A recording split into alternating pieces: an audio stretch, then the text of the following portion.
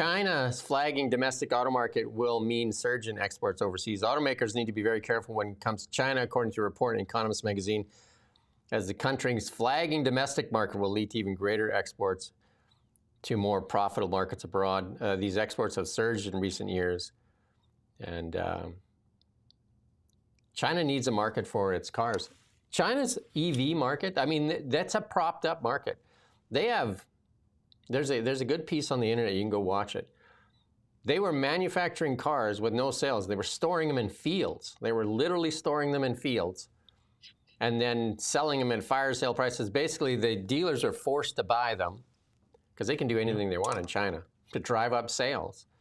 And they buy them, but there was no sale at the end of the day. There was nobody, the car wasn't actually sold to anybody. And so that's why they're trying to push.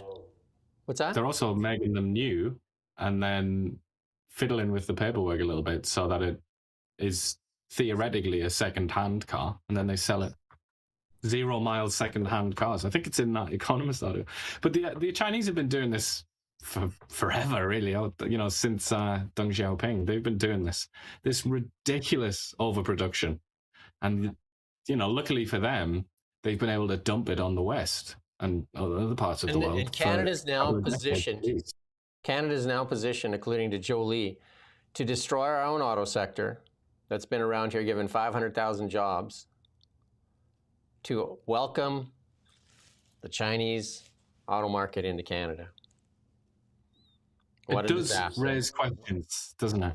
What a disaster. I mean, the last sentence in this story, I've included it there, which is, it will heap more pressure on incumbent car makers elsewhere, a number of which have recently been hit by vast write-downs on EV investments that were intended to help them keep pace with Chinese rivals. But the answer is, as we've said, you can't beat China. You're never going to do it. You can't keep pace with them. You can't beat them. They've just had to pass a law in China, or issue a rule in China, saying that it's very, very bad and naughty to sell a car for less than it costs to build it, because obviously that kind of thing happens in China, because it's a crazy, in economic terms, it's like upside down world. It's a crazy system. And, you know, if you attach yourself to that, if you build a bridge between your economy and their economy, you get infected with this madness. And, you know, that bridge is exactly what Mark Carney has erected with great pride. And Matt Jean looked at that and says, I want to be part of that. I want to be part of that. I want to destroy 500,000 good-paying jobs in Ontario to destroy our auto sector. Ford apparently as well, also given his stamp of approval.